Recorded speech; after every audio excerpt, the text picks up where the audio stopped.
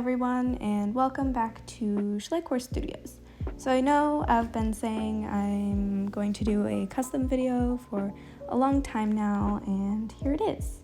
I have another one planned as well, which was the custom I did before this one, which should come out soon.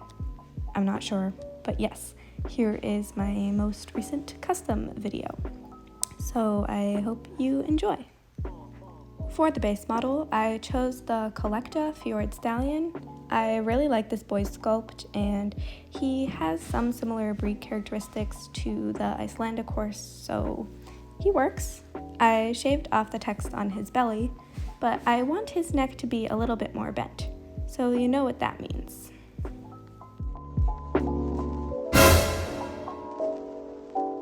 No, don't worry, I'm not cutting any parts of this horse except his leg and his mane, and even if I were to remove his neck, I wouldn't do it like that. I'm not that gruesome. Instead, I boiled up some water, and I will be soaking the model in it to soften the plastic. I left him in there for a good 5 minutes, and when I took him out, his entire neck was pretty bendy, but not as much as I wanted, so I put it back in and finally bent his neck to the position I wanted. Now, eventually that kind of came undone and it sprang back to its normal position, but yeah. I did the same to his legs, and they're kind of freakishly bendy, so I'm going to take the boy back downstairs and cut his leg off.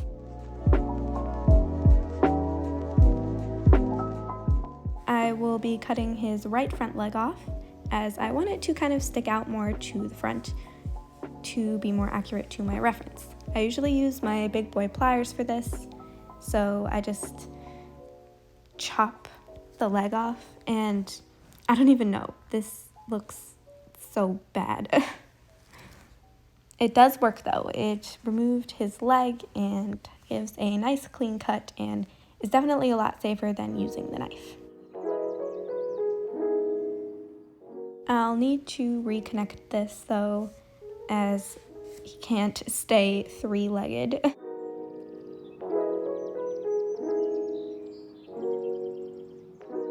But before I do that, I shave off the kind of cut area around the leg, as it's very harsh and will kind of stick out when I try and resculpt it back on.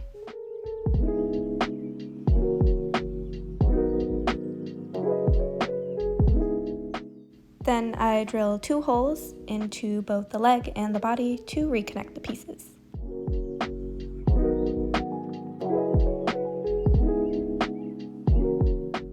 Now, Icelandic horses usually have long flowy manes, and this boy does not, so I have to remove that as well.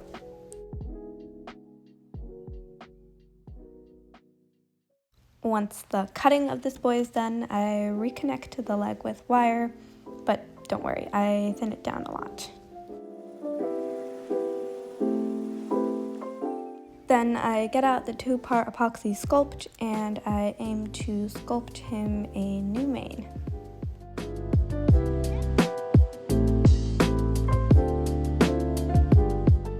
Initially, I laid out very thick snakes of epoxy that were a little too short, and in the end it turned out very flat and sheet-like, and I didn't really like it, so I just, removed that and instead laid out longer, thinner snakes of epoxy and sculpted those together instead.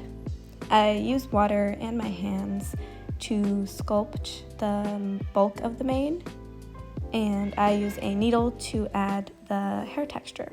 Sorry about my cat in the background.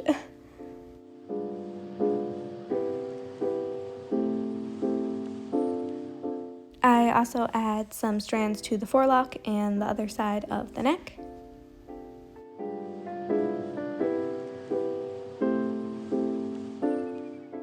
And when that's done, I will be turning over to the leg.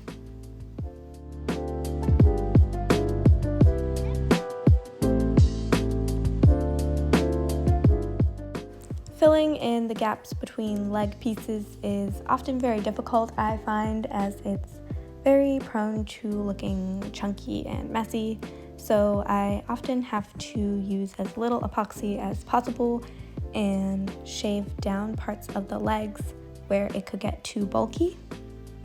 Anyways, I think this resculpting is actually some of the best I've ever done. It turned out pretty seamless. With that, the body modifications are done, and I just have to fill in the text on his belly, and I also do some sanding on all the sculpted parts, apart from the mane, of course. And then I gave him a base layer of acrylic paint in the wrong color, but we don't talk about that. And I also never sprayed him with primer in between, which hindsight turned out to be the cause of much frustration down the line. But for now, I'm giving him between 4 and 8 coats of watered out acrylic paint.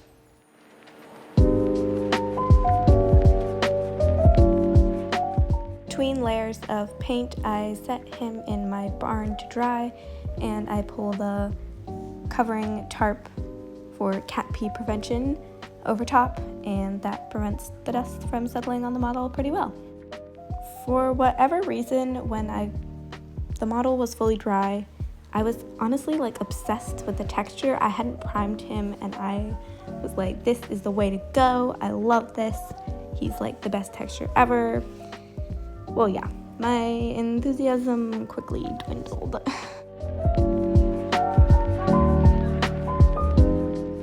So to make him a dark bay, and I don't know what I was thinking, starting with this base color, but I first give him a very light layer of pastel. I find that this helps the colors blend better and also reduces the chance of graininess, which, yeah, another disaster with this horse.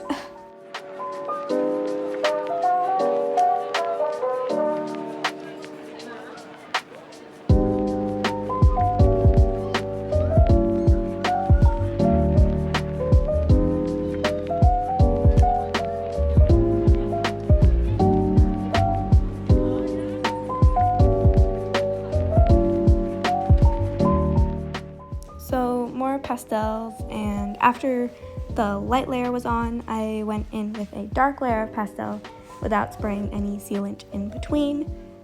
Not going too dark too quickly, but just dark enough that it will build up the color.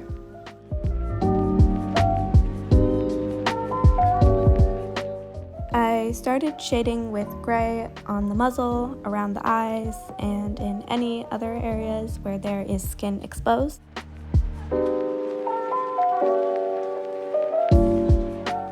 At this point, I was pretty happy with the direction he was heading. He was a bit grainy, but I didn't think much of it since he was going to be very dark in the end, so probably wouldn't be able to see it right. But then I noticed something. I could really tell where he was sculpted and where he wasn't. I could see a big difference between plastic and epoxy, and he looked like trash. I was like, I didn't prime him.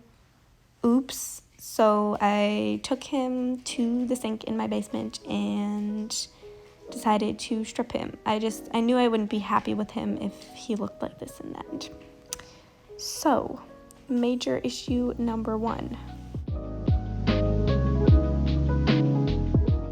I've never had to strip a custom before, so this was particularly heartbreaking, but after a while, he was looking back to basic, and I primed him, and then I went in with my base color again, and yeah, just kind of kept going with that, and just hoping that the primer would fix the issues.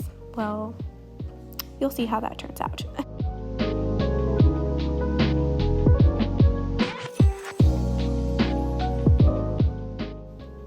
Alright, so now it's time for pastel attempt number 2. Nope. You can still tell where he's sculpted and where he's not, and he's so grainy. I seriously thought that primer would fix this issue, but no. I tried many times unsuccessfully to darken this area, to do something about it, And in the end, he was just left on my desk for days because I just didn't have the will to work on him anymore.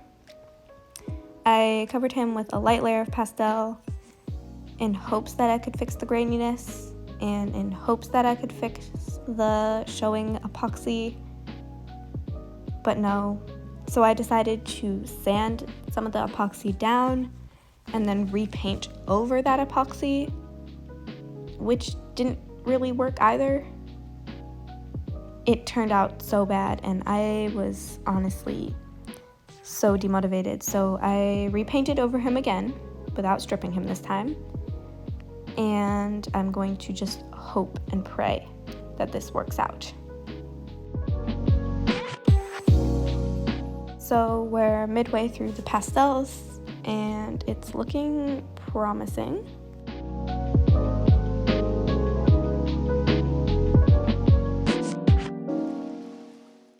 I actually really like this layer of pastel and I was just crossing my fingers, hoping everything would turn out well and that I wouldn't be able to see the epoxy. And yes, success! Oh my gosh, it looks so good. So I'm going to take this boy upstairs to finally spray him with sealant. And then I took him up to spray him. And here's my kitten and my dog. And yeah, so I left him outside to spray with sealant. And I put him here. And somehow he got dropped and ended up on the floor here. He was drying and he got dropped. And now he has like all these scratches all over him. So, yeah. I have to somehow fix those. Alright, just in time for a mid-pastel crisis. Yay. No, I managed to patch him up. I just painted over those areas and then pasteled over them. But that could have been so much worse. I'm so grateful that it actually didn't affect. But yeah, major issue number 2. All right, just when I thought that second crisis was done, here we have a third. Major mistake number 3. Yay. All right, so I was doing the pastels on him and I noticed he was very grainy and uneven in the color and he looked disgusting and I was like ready to throw this horse out the window at this point. It was confusing to me since I used all the tricks in the book to avoid it. I wore gloves, used high quality materials, slowly built up the color. Graininess happens when the darker pigments only stick to the protruding hairs and leave the crevices in the original lighter shade. I really do not care for this look, and I know I share that opinion with many other artists. I really don't like it. So my suspicion is I went too cool at once, and I did it again here, and it was looking grainy and gross. So I decided to go a little warmer. I really needed to cool this horse down, but yeah, I couldn't do it so rapidly. It would cause a lot of graininess. So after a long period of demotivation, I finally managed to pick up the model again, and I went in with a light shade, and then I slowly built up the colors from warm to cool instead of going in with cool shades all at once.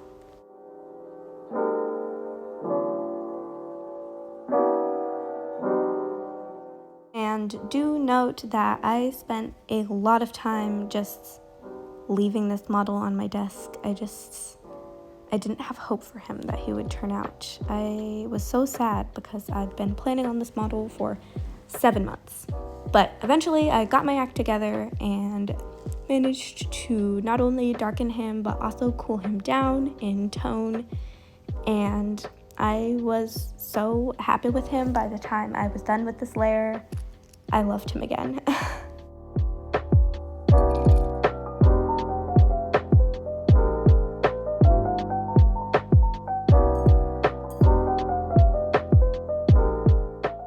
I just went darkening the back, the neck, the shoulders, the hindquarters, and dipping into the barrel, just leaving the negative area a little bit lighter.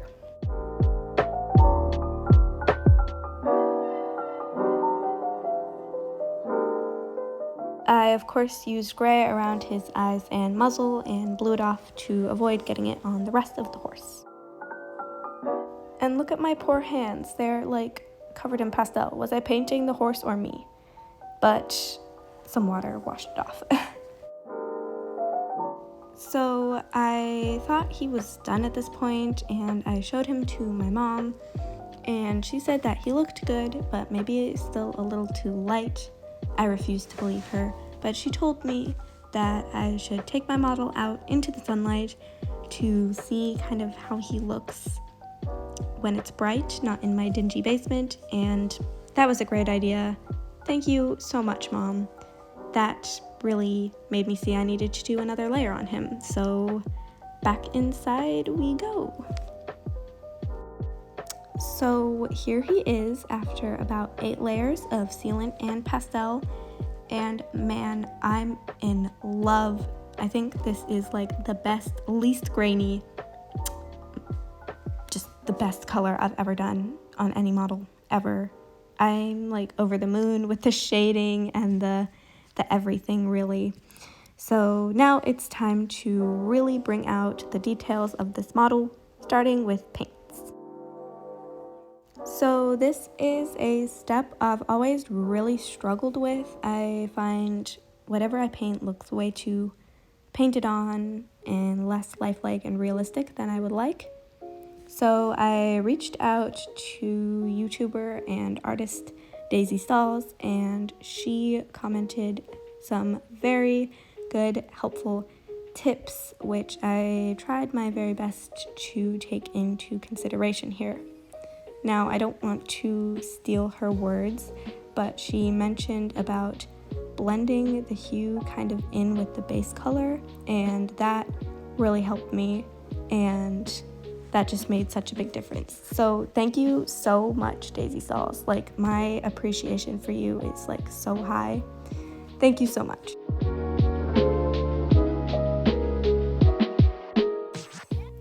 The face in general gets a lot of details, lots of highlights and shadows, and also some fur texture here and there. I also add fur texture on the rest of the body, on the feathers I sculpted, and of course on the little chin beard. With tips from Daisy Stalls, I managed to highlight and shadow different parts of my model without making him look like painted, like some child scribbled on him. Yeah, major improvement.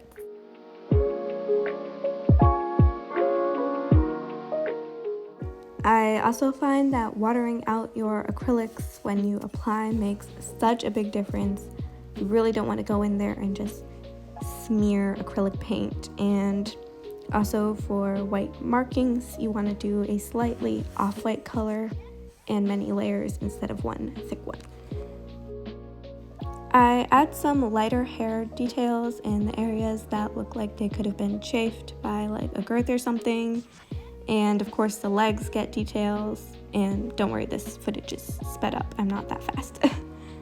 So now it's time to start on the eyes. So I fill in the sclera with white, but it looks really creepy. I then go in with a layer of dark brown paint.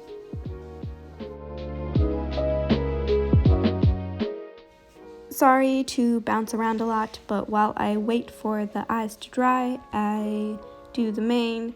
I start with a reddish brown at the tips because the horse I'm referencing's mane is kind of sun-kissed and really pretty, and I wanted to incorporate that in my model. I then go over with a kind of dark brown, almost black acrylic paint and try to seamlessly blend the two together and make an ombre effect. And do note I water down my paint quite a lot in this stage. I do much the same for the tail, going in with light brown at the tips and dark brown at the top, except this time there's a lot more tedious blending involved and a lot more highlighting streaks and stuff like that are added.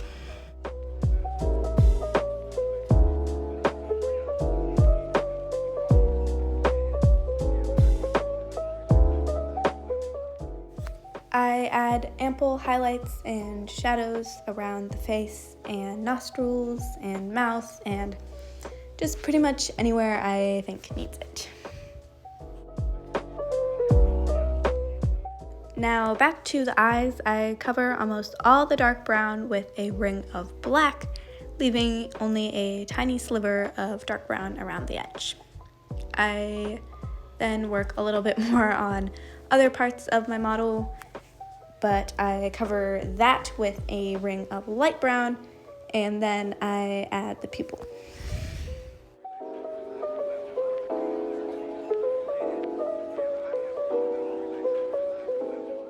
I paint his hooves in a dark gray color with a little bit of brown mixed in, and then go over with highlighting streaks of darker and lighter grays and browns, both horizontally and vertically.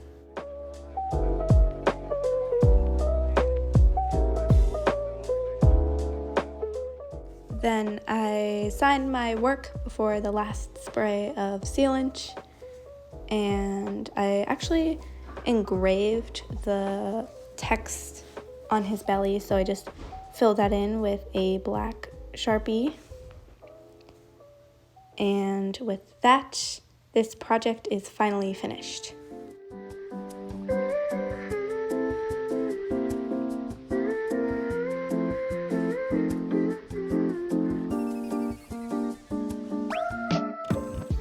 I spent so much longer on this custom than I usually would.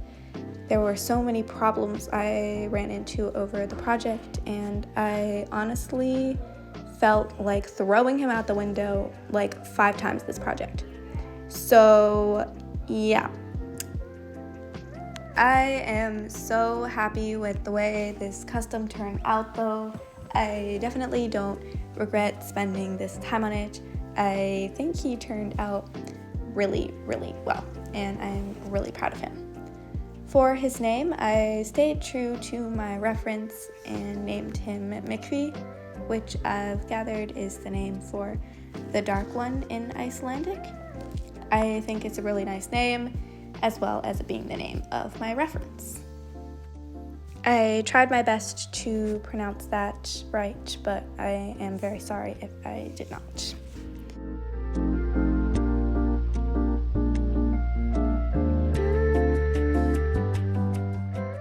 Alright, you have come this far in the video. I want to thank you all so much for watching. I do hope you enjoyed it, or that you could be inspired. And if you did enjoy it, please don't forget to leave a like on the video and subscribe.